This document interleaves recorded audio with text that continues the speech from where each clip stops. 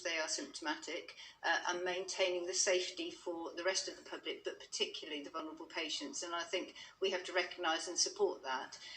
The two things we have been doing to try and improve that as we go forward, that is the right thing to do, but we can help everybody, I think. Number one, to be clear on what the workplace guidance is, and there is some very helpful guidance through the NHS, but particularly for people with in the vulnerable group, if you like, with underlying conditions.